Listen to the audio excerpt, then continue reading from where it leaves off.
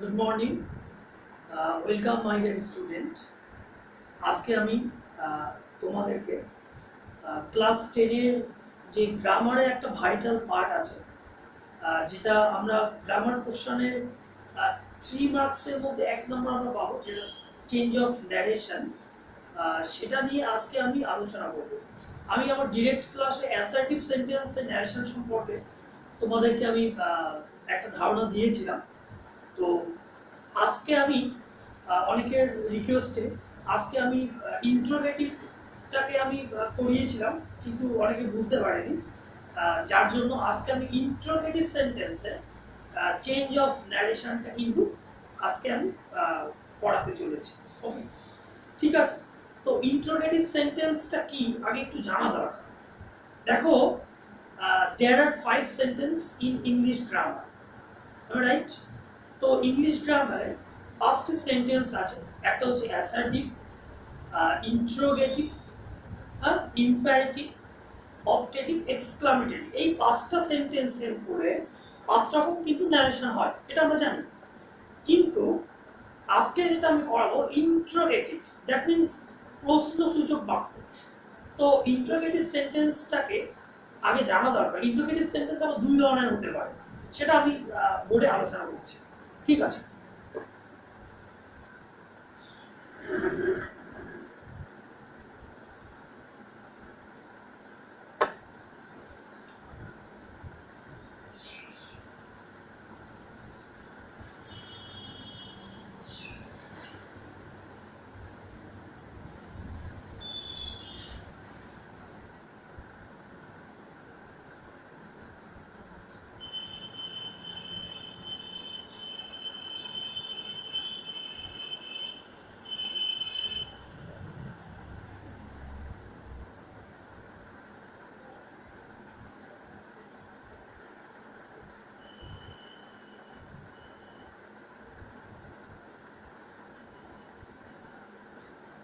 তো দেখো, ইন্ট্রোগেটিভ সেন্টেন্সটাকে আমি কয়বার ভাগ করছি এটাকে নিয়ে।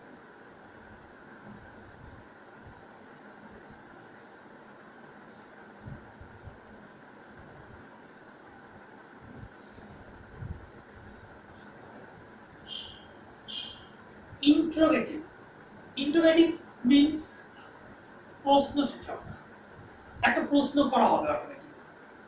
তো ইন্ট্রোগেটিভ সেন্টেন্সকে একটা ডায়াগ্রামে বুঝিয়ে দিই, ডায়াগ্রামটা করে দিই। ইন্ট্রোগেটিভ সেন্টেন্সকে প্রধানত আমরা দুটি ভাগে ভাগ করতে পারি।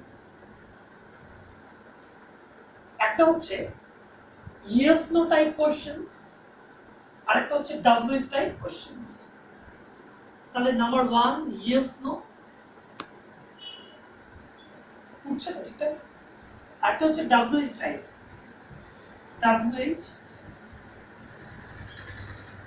Type questions.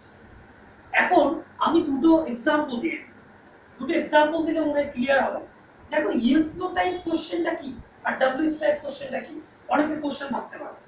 প্রশ্ন, প্রশ্ন দুই প্রকার। আমি সাপোজ একটা বললাম, are you going to school, তুমি কি স্কুলে যাচ্ছ? দেখো, এই স্কুলে যাচ্ছ, তুমি কি স্কুলে যাচ্ছ, এর একটা অ্যান্সার হতে পারে ইয়েস অথবা নো, তাই না? তো ইয়েস হলে ইয়েস, নো হলে নো। তো এইরকম প্রশ্ন, যে প্রশ্নগুলো ইয়েস নো উত্তর দেওয়া যায়, সেই ধরনের প্রশ্নগুলোকে আমরা ইয়েস নো টাইপ কোশ্চেন বলে থাকি। কেমন? একটা উদাহরণ দিলাম,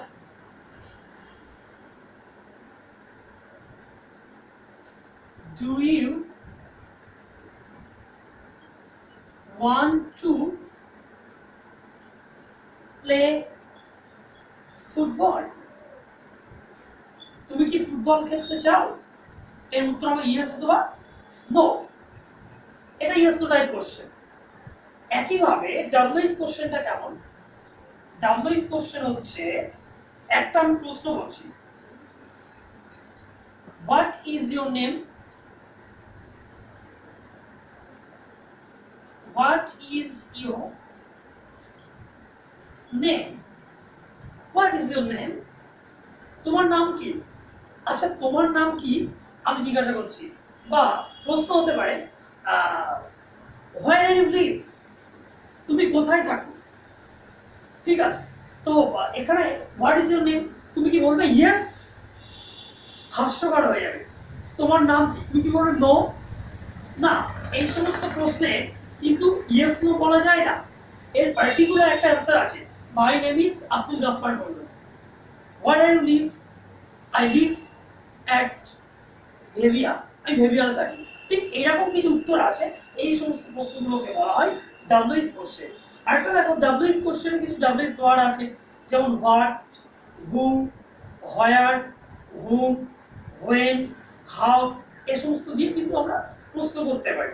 ঠিক আছে, এবার আমি সরাসরি ন্যারেশনে চলে যাচ্ছি।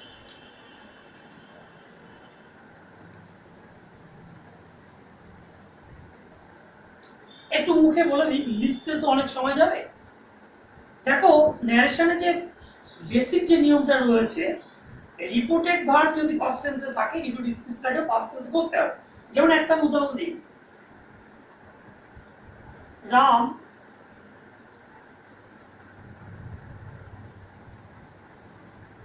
said to me,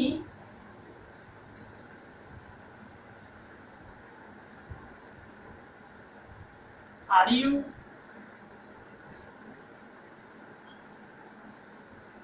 going to school? Ram বলল তুমি স্কুলে যাচ্ছ। দেখো, এটা তো রিপোর্টেড ভার্ব, এটাকে আমরা আরভি বলছি, দ্যাট মিন্স রিপোর্টেড ভার্ব। এই অংশটাকে কমা পরিসংখ্যান যেটা আছে, এটাকে আমি বলছি রিপোর্টেড স্পিচ।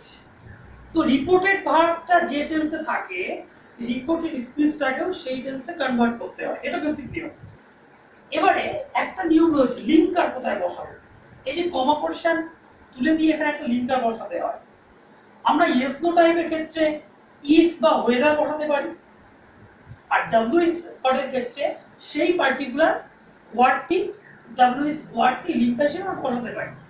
লিঙ্কার হিসেবে বসানোর পর এই রিপোর্টেড স্পিচটাকে subject plus verb plus object করে সাজাতে হয়, এটাই নিয়ম। আর যা বেসিক নিয়ম আছে, আগে যে অ্যাসার্টিভ সেন্টেন্স যেমন কি করেছো ঠিক তেমন কি, এখানে সেট টু উঠে আস্কড হয়, সেট উঠে আস্কড, সেট টু থাকলে আস্কড, আর সে থাকলে আস্ক, সেটা টেন্সের উপর ডিপেন্ড করছে। আমি জাস্ট দুটো উদাহরণ দিয়ে আমি ক্লাস শেষ করব।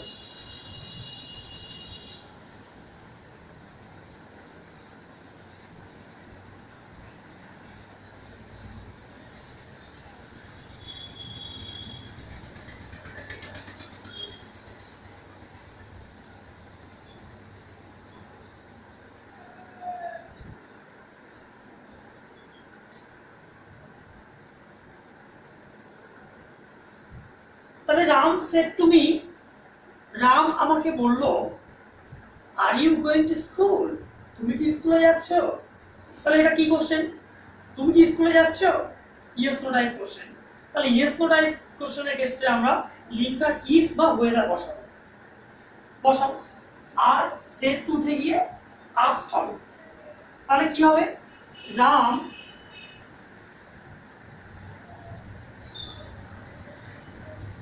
asked me, ক্লিয়ার এই পর্যন্ত? সেট টু আস্কড হলো। এবার এই যে কমা কোটেশন আছে, এই কমা কোটেশনটা তুলেই আমাকে লিঙ্কার বসাতে হবে। কেমন? তো এখানে কিন্তু লিঙ্কার বসাচ্ছি আমি, যেহেতু ডাব্লিউএস ওয়ার্ড না, এটা কিন্তু ইউজ টাইপ কোশ্চেন, তাই এখানে লিঙ্কারটা কিন্তু ইফ বসাচ্ছি। ইফ বসালাম, ইফ বসানোর পরে রিপোর্টেড এই স্পিচটাকে সাবজেক্ট ভার্ব হিসাবে সাজাতে হবে। তাহলে এর মধ্যে সাবজেক্টকে are you going to school এবং ইউ, বুঝতে পারছো? আর গোয়িংটা হচ্ছে ভার্ব, এটা সাহায্যকারী হেল্পিং ভার্ব, মেইন ভার্ব এটা অবজেক্ট। তাহলে এবার রাম আমাকে বললো তুমি কি যাচ্ছ, ন্যারেশন মানে কি একজনের কথা আরেকজন ঘুরিয়ে বলা, তার নাম indirect speech.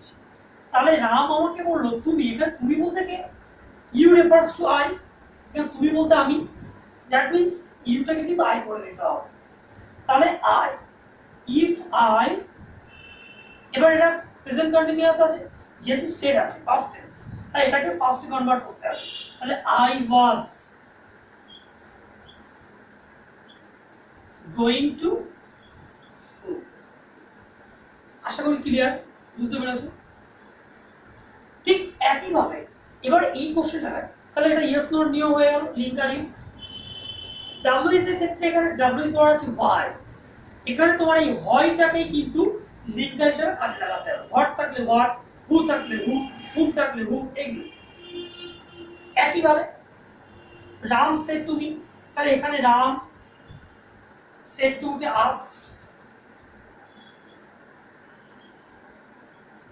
asked me, linker conversion তুলে দাও। লিঙ্কার এখানে ডাব্লিউ স্পট আছে, হয়, তাই আমি হয়টা বসাবো। হয় বসানোর পর এই যে অংশটা আছে, এই অংশটাকে সাবজেক্ট ভার্ব লিখতে হবে। Subject plus verb plus subject. Why are you crying, তুমি কাঁদছো না, তাহলে তুমি সাবজেক্ট, তুমিটা এখানে আমি হয়ে যাবে যেহেতু ইনডাইরেক্ট স্পিচ। তাহলে হোয়াই আই ওয়াজ, যেহেতু এটা কন্টিনিউয়াস আছে, এটা পাস্ট টেন্স আছে বলে এই এম এর পাস্ট টেন্স অজার হয়ে যাচ্ছে, ক্লিয়ার? তাহলে হোয়াই আই ওয়াজ ক্রাইং। ঠিক আছে, আশা করি বুঝতে পেরেছো। আজকে আমরা এই সংক্ষিপ্ত ভিডিওর মধ্যে আমার ইন্টারোগেটিভ সেন্টেন্সের ন্যারেশনটাকে ফুটিয়ে তোলার চেষ্টা করলাম। আশা করি বুঝতে পেরেছো। আবার সাক্ষাৎ কথা হবে। ভালো থেকো, বাই।